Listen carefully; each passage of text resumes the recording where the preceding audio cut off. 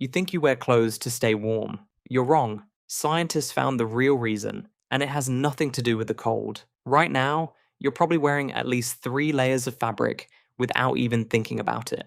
A shirt, maybe a jacket, underwear you put on automatically, the same way you brush your teeth. It feels like the most natural thing in the world. But for most of human history, your ancestors wore nothing at all. Most people assume clothing started because early humans got cold. That's not quite right. The timeline doesn't even come close to matching up. And once you see the real evidence, the story gets a lot stranger than it was chilly outside. So let's start with the origin. Not a guess, an actual number, pulled from a place you'd never expect to find it. In 2003, a research team led by biologist Mark Stoneking, working alongside Ralph Kittler and Manfred Kayser, published a paper that had nothing to do with archaeology at all. They were studying lice, specifically body lice, the kind that live in clothing fibers, not on skin or in hair. Body lice are a completely different species from head lice, and they can only survive in fabric.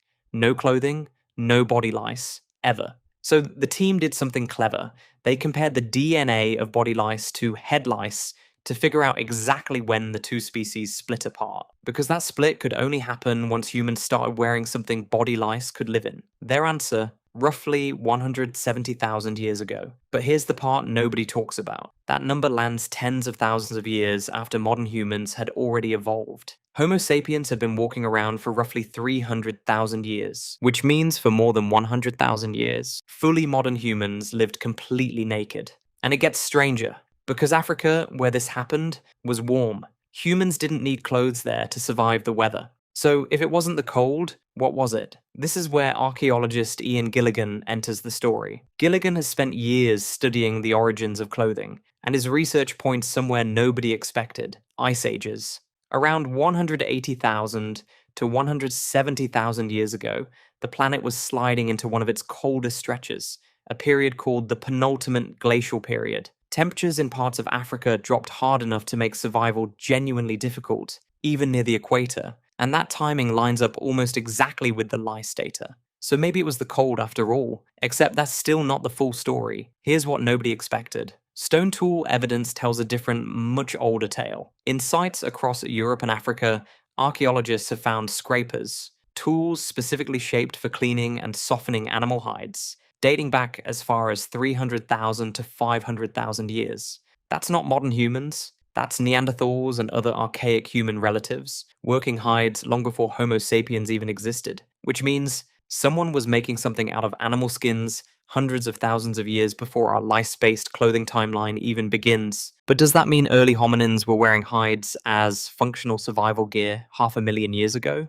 Or did true clothing, the kind body lice could colonize, not exist until 170,000 years ago? The record says something different depending on where you look. And that gap between the two timelines is where this story turns genuinely strange. Because Gilligan's theory isn't just about survival. He argues clothing wasn't only protection from cold, it was a technology that changed how humans thought about their own bodies. Once you're covered, your body becomes something you can reveal or conceal, something you control. Gilligan has proposed that clothing may be tied to the emergence of shame and self-consciousness. The moment humans stopped simply existing in their bodies and started thinking about how those bodies were seen. Not proven, but the timing is uncomfortably close to when other evidence of symbolic thinking, ochre pigment use, engraved shells, deliberate burial starts showing up in the archaeological record too. So that settles it, right? Not quite, because we still don't have a single piece of actual clothing from that era. Fabric and hide don't survive 170,000 years.